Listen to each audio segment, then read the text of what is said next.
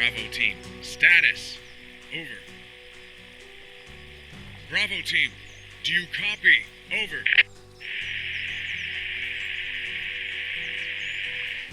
God damn it. Delta, stay sharp. You should be first to reach Bravo. I'm not getting any response from them. Over. Roger that.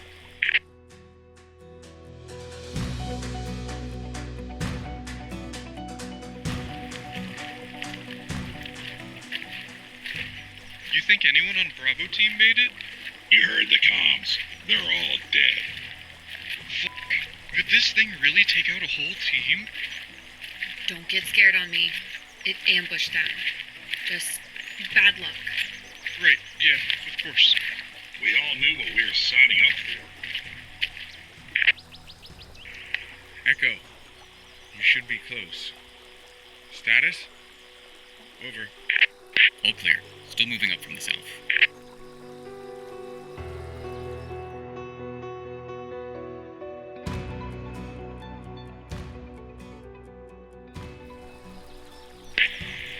We've got movement up ahead.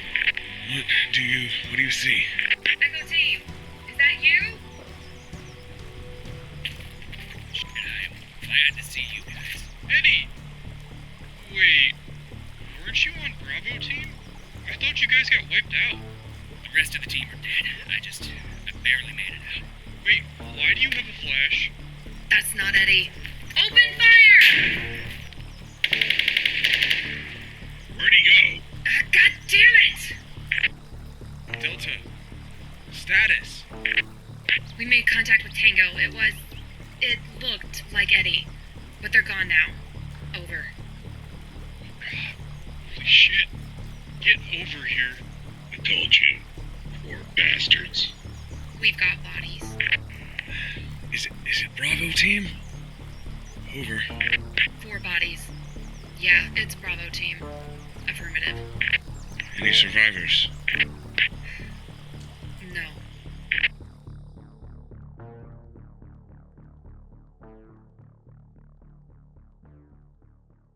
To put it lightly, we were in deep. We had just located Sulkalu, who was both a colossal relative of Bigfoot and the current target of the Sleeper. Meanwhile, somewhere on the other side of the mountain, the Ordo was having an encounter of their own. There had been a firefight, and I didn't want to interrupt, but we listened to the entire thing.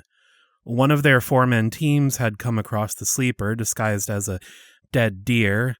It turned into something else, flying up into the trees before picking them off.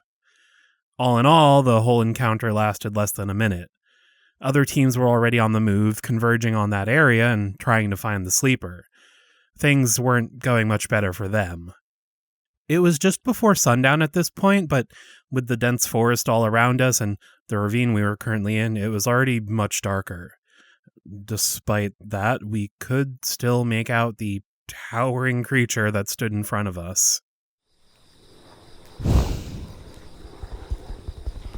So, if it's a Bigfoot, can we communicate with it?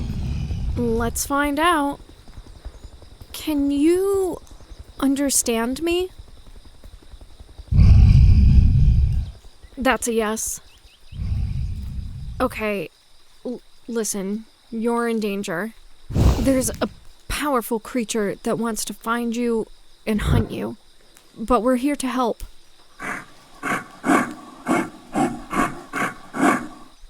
Let me guess. It thinks it can take care of itself. Please, trust me. There's also soldiers. They're just as dangerous. Look. Mia? It's all right. I'm just showing him some of what we've been through. Wait a minute. What? He believes me. He says he knows of beings like this. Seriously? It doesn't sound too happy. Have these two fought before? No, it's hard to describe. It must be an ancestral memory or something. It's not first-hand knowledge, I can tell that much. Are you suggesting someone told him about the sleeper? I don't know. I'm doing the best I can, okay? Psychic shit gets weird fast. But this thing trusts us? Yeah, he does. Well then, let's get to work. With Mia serving as essentially a translator, we went over our plan with Sauco. We convinced him to remain hidden in this cave and not go anywhere until we came back to tell him that the coast was clear. His extra special Bigfoot camouflage powers would definitely keep him off the Ordo's radar. I just hoped it would be enough to elude the sleeper as well. But with that settled, we made our way back out of the ravine. The time had come to deal with the sleeper once and for all. No more tricks, no more running around. We were going to kill them or die trying. Okay, let's stop here for a second.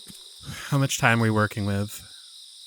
Even if the sleeper knew exactly where we are, which I'm hoping they don't, but even if they did, and turned into a fucking hawk or a cheetah or something, it would still probably take them close to 2 hours to get here from where the agents are concentrated.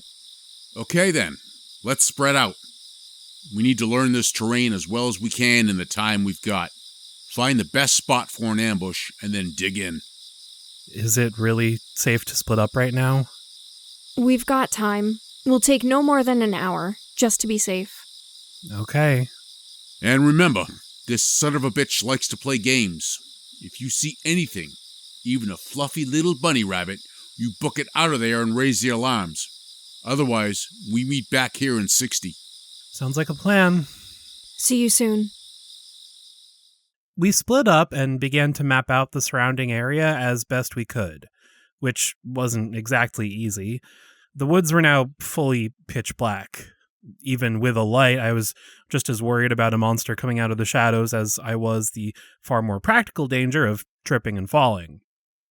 As we explored the woods, I continued to monitor the Ordo's comms channels, and they were still in the thick of it. As more teams reached the area, they started sighting bears, coyotes, even something that sounded frighteningly similar to the loup-garou. Someone would fire on it, and it would disappear. The sleeper was just toying with them. Tango sighted. Echo team, status! Made contact. It was an owl. Over. Are you sure it was Tango? It had a human face, sir. Do you have a position on it? Over. Negative. It got away. Over. God damn it, someone needs to keep eyes on this thing! Once the hour had passed, we met back up where we planned. After talking it over, we ended up deciding on a spot that Mia had found. She led the way to a small rocky outcropping surrounded by trees. I wish we had a better vantage point. Well, it's the best we can do on short notice. Yeah, we'll make it work. Let's eat before we get settled in. Right, good call. We ate a quick meal of pre-made rations. No cooking, no campfire. Besides the time crunch, there were other things to consider. Lights, noises, smells. Everything you do can potentially give away your presence when you're tracking an animal. These were things we always took into consideration, but we were being even more careful than usual. There would be no talking unless absolutely necessary. Nothing to possibly help the sleeper find us. Just darkness and silence.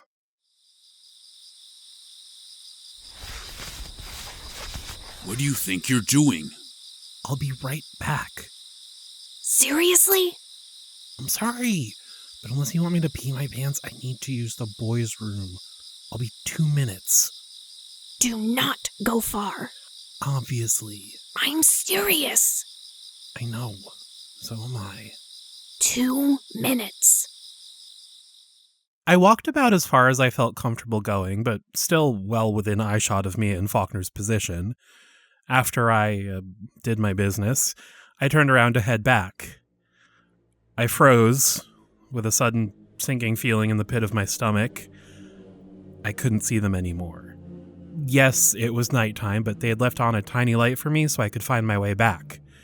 But now, somehow, it was just gone.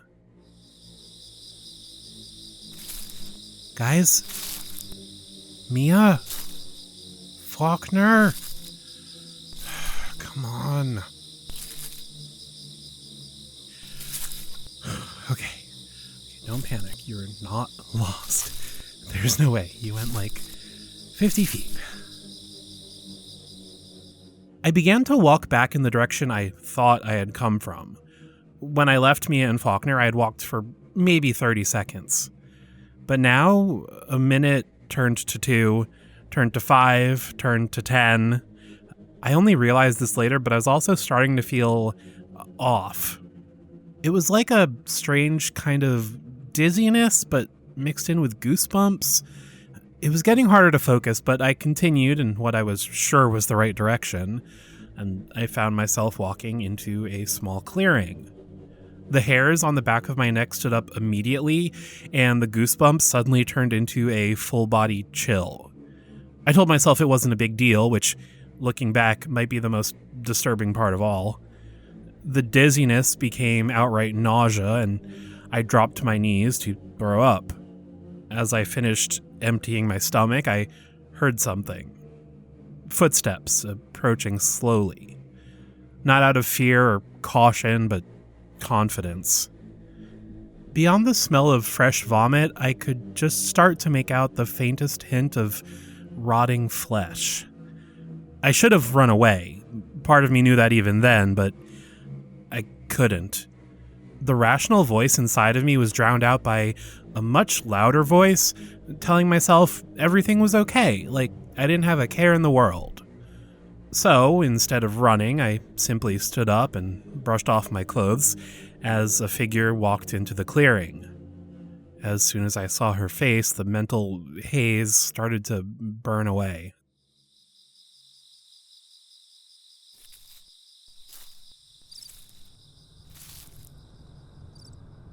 I missed you. Annie? How about a kiss, for old time's sake? No. No, it's not you. It's not you. Not her. Annie's dead. She died in those caves. What? Little old me dead? Don't be silly. I'm here, in the flesh.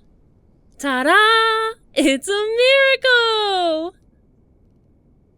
Wow. I come back from the dead and you're not even impressed. Stop pretending. Aw, you've still got my necklace. And you turned my crystal into a bracelet? Cute. Stop it! You're not her. We know what you really are. Just because you look like her, it doesn't change what's inside. Okay, you caught me. Maybe I'm not the real thing. So what? I could be so much better. What do you say?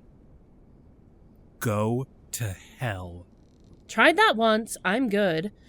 Gotta say, though, I am impressed. You two pieced together more of this than I expected. And calling in the monster hunters for backup? Not bad. Not that they're gonna help you. They're miles away now, chasing ghosts on the other side of the mountain. But you don't know everything. Ooh, how about this one? You already know I take their skin. But did you know that's not all? What? When they die, when I kill them, I get everything.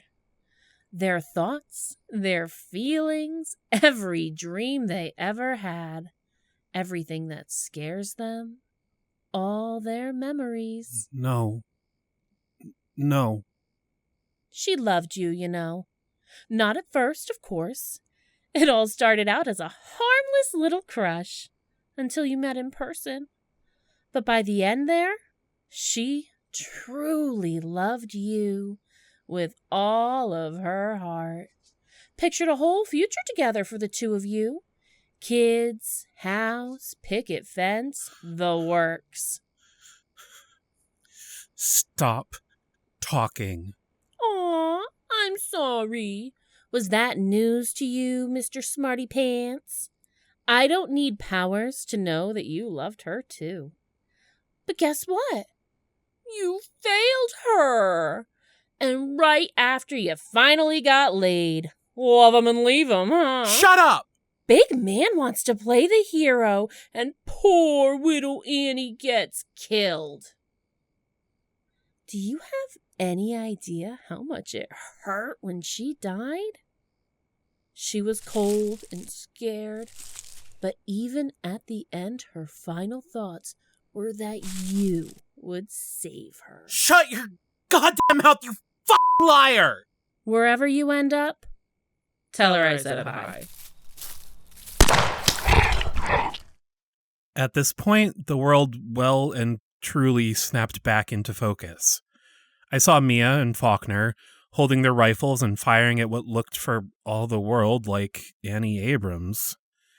The sleeper, as Annie, now had a gaping, bloody hole in their shoulder. The exposed flesh immediately started to shift, heaving unnaturally and stitching itself back together. Only a second later, the bullet that had just been lodged in their shoulder popped out and fell to the ground. Mia and Faulkner began to shoot again, and the sleeper's entire body started to shift and almost liquefy. Annie was gone, and in the span of a few more seconds, we faced something that looked like a fox that had black wings and the head of a raven. It leapt into the air and flew away. Lucas!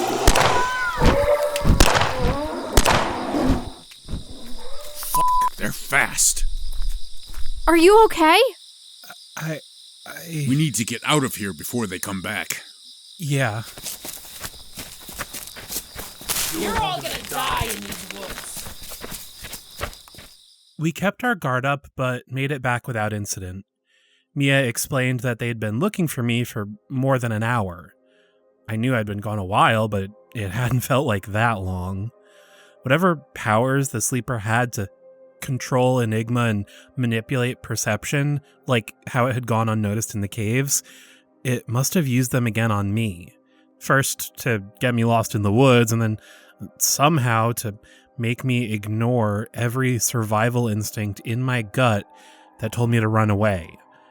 It wasn't mind control, not exactly, but it was hard to resist. Mia told me she finally sensed it though, and that was how they found me. We were far less confident about our plan at this point.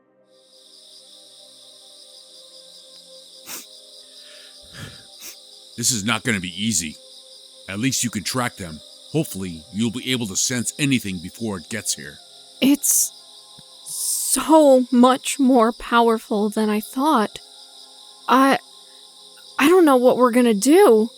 We shot them, and they just shrugged it off. Yeah, we couldn't even land a hit while they were shapeshifting.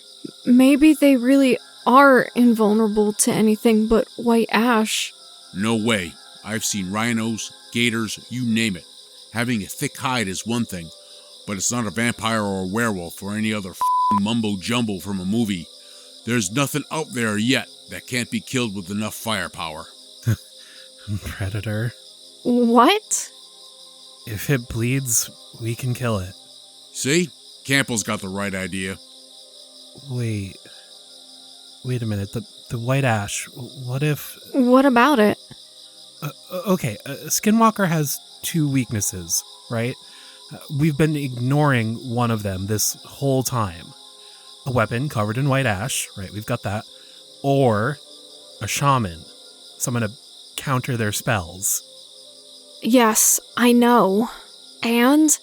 Do you expect to find one out here in the middle of the woods? No, but listen. What is a shaman, really? If all the myths and legends in the world are based on some kernel of truth, shamans must be no different. The original shamans were probably people with powers they couldn't explain. What's your point, though? We may not have a shaman, but we've got you. What? No. I don't do spells. I can't... Mia, think about it. I don't know if it's from using them all the time, like exercising a muscle or maybe constant exposure to all these cryptids, but whatever it is, your powers have grown so much. Back when we first started, you could sort of sense the general direction of creatures. Now you're tracking down people in your dreams and having full-on conversations with Fritz and Oddball. And King Kong. And King Kong. And what if that's still not enough? You've seen their powers, the things they're capable of. What am I supposed to do against all that? I can't do it. Yes, you can. I believe in you. Here, take this. Wait, Annie's quartz? It was her focus. She said it helped her amplify her powers. I want you to have it. Use it. Lucas, I couldn't. I'm certainly not making any use of it. Besides, I've still got her necklace. Come on, take it. You can do this. Okay. Wow. Thank you. Fuck yeah, Miller. You got this. Now what? How can my powers even help? I've got some ideas. We continued to talk for a few minutes, brainstorming and modifying our original plan. It was a lot of conjecture on our part, but at this point we didn't have many options. Should we get some sleep before we do this? Yeah, good idea. 2 on guard, 1 sleeping. 60-minute shifts. Okay. And no more splitting up, bathroom or not. So we took turns sleeping over the next few hours. It wasn't much, but it was better than nothing. Fortunately, the rest of the night passed quietly. At dawn, we readied ourselves. I sent a quick text to tell the Ordo where we were and what our plan was, but there was nothing else left to do. This was the moment of truth. So this is gonna lure them in? Yeah, I've never exactly tried this before, but it should be the psychic equivalent of yelling or sending out a big burst of radio static. When I do that, I'm going to show them that we found Sauco. I'll do my best to make them think it's still right here. Are we sure about this? Weren't you the one giving me the big pep talk last night? Yes, but I just mean, when you connected with the sleeper, you got this whole snapshot of their thoughts. What if the same thing happens again this time? What if they see our plan? I guess I can't say for sure, but I think in this case I can control it. These analogies are hard, but it's like when I did it, it was like looking through a window. I could see everything in that particular room until they noticed me and closed the blinds. But now, I'm putting out a message over an intercom. They'll only get what I send. Sorry, does that make any sense? Sure. Either way, I'm going to concentrate real hard on Sauco and nothing else. Campbell's got a good point, actually. You know what? Let's do this. Close your eyes, cover your ears, hum a song or something. We'll take up different positions. Give us 3 minutes. Spring the trap, then get into place like we planned. Even if this thing does read your mind, you won't know exactly where we are, so neither will they. Okay, yeah. Good idea.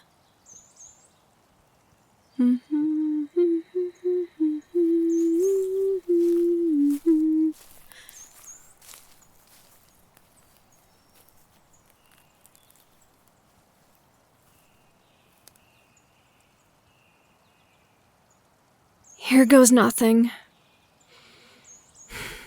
Come and get us, motherfucker.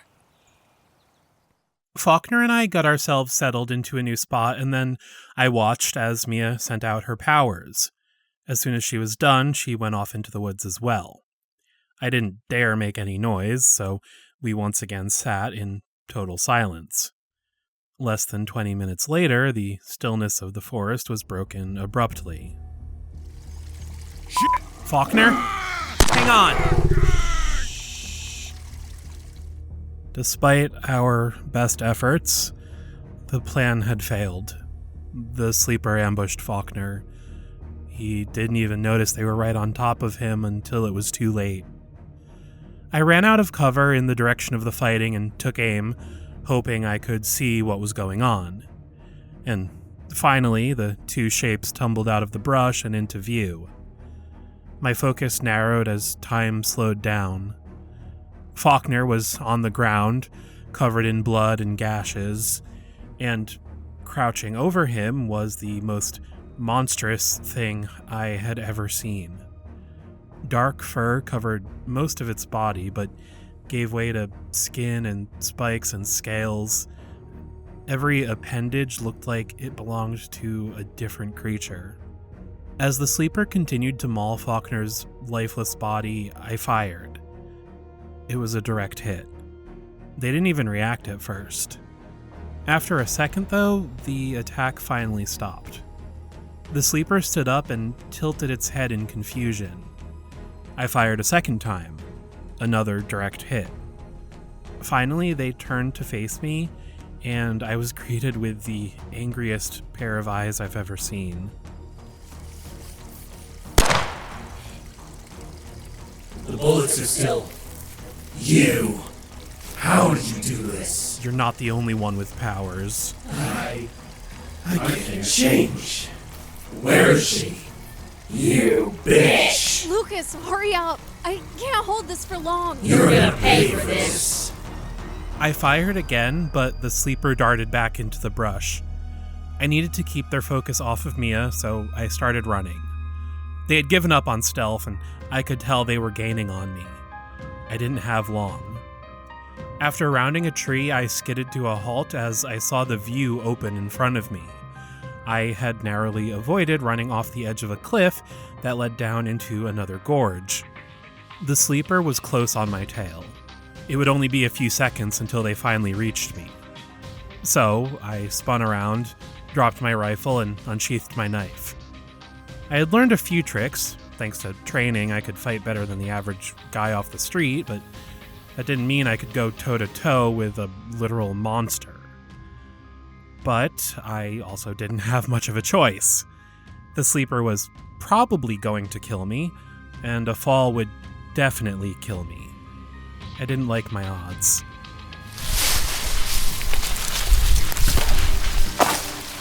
I'll change my skin to kill you both. The sleeper appeared in view again, springing back to leap at me.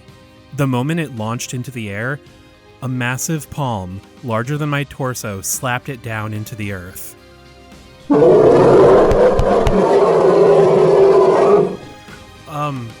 Thank you. This isn't...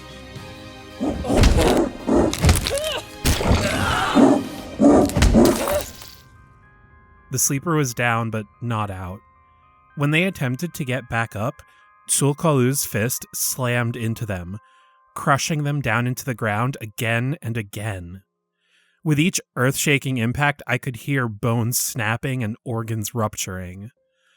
When Sauco finally stopped, there was blood everywhere. The sleeper didn't move, but their eyes were still open, and they followed me weakly as I approached. You may not have been the one to kill her, but you still deserve this.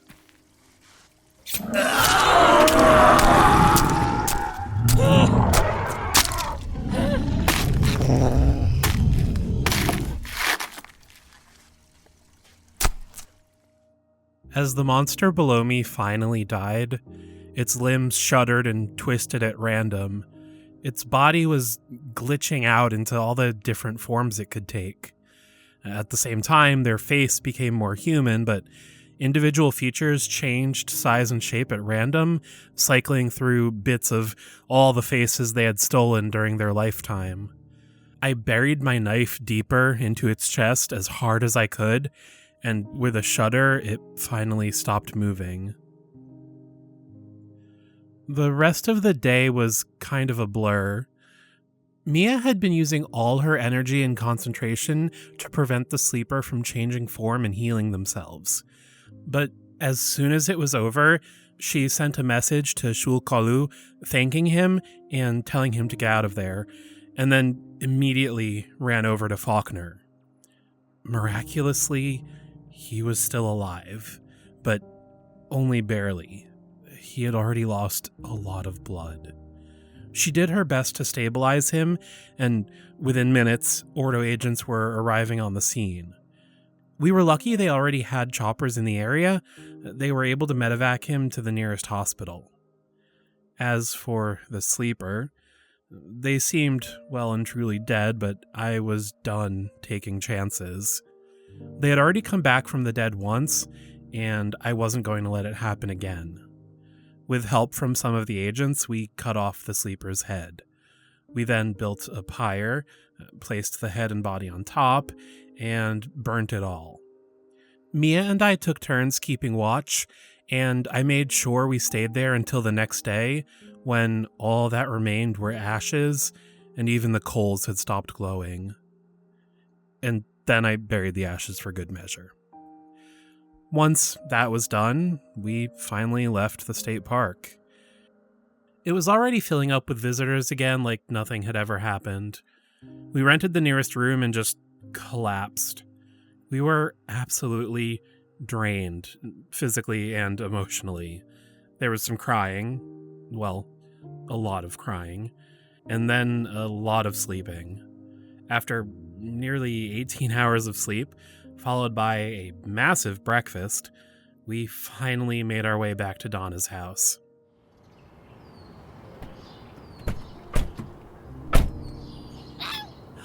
You there, girl?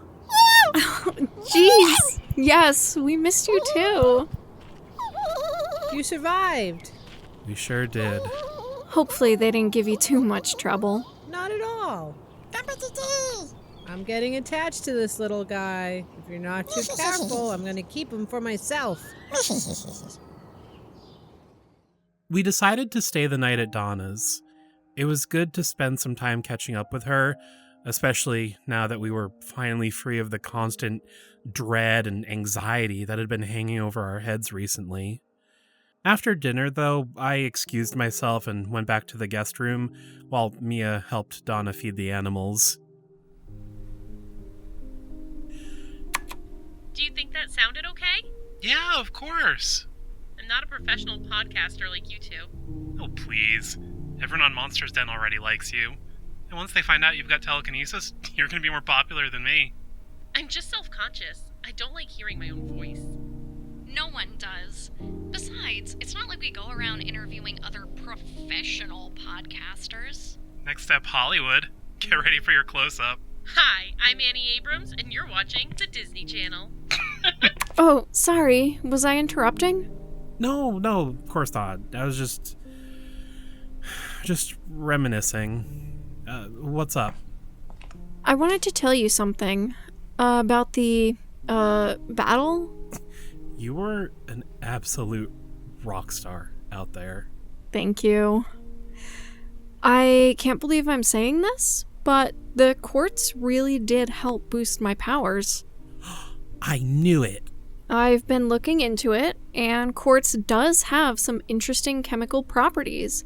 Whatever the enigma really is, maybe there's some sort of interaction with quartz, like an amplifier.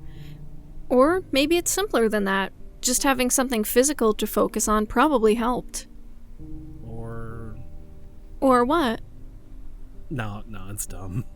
What? No, tell me. I just... Maybe Annie helped out. You believe in ghosts now? No. I like to think she helped too.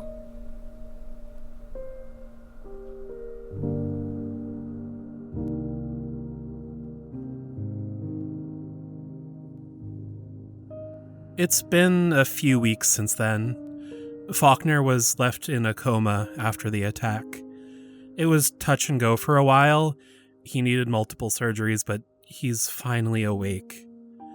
Even though he lived, he won't be going out hunting again anytime soon. We've decided we're going to go stay with him for a while, help him out while he recovers. It's the least we can do. Plus, if I'm being honest, we need a goddamn break.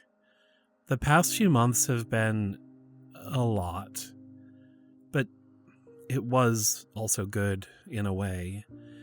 After Annie died, the witches escaped, and then the sleeper killed them. But with the sleeper gone now, it felt more like real closure. I don't know when we'll be back, but talk to you later.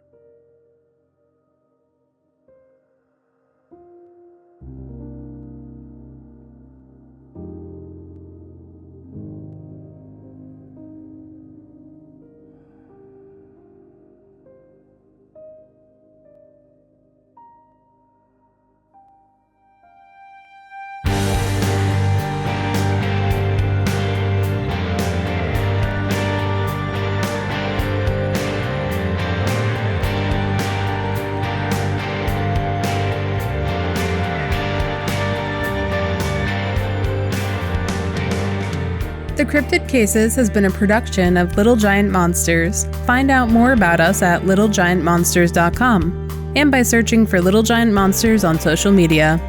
Every Monday after a new episode, we share a cryptid sketch, so be sure to look out for that. If you're enjoying the Cryptid Cases and want to help support us, find us on Patreon. Rewards include behind-the-scenes content, early access to episodes, and access to our Discord. A huge thanks to all our current patrons. Links to our Patreon, our merch, and other shows we're creating are all available on our website or in the description of this episode. Another way to support our work is through ratings and comments on Apple Podcasts and other podcast apps. Thanks for listening, and we'll see you again soon.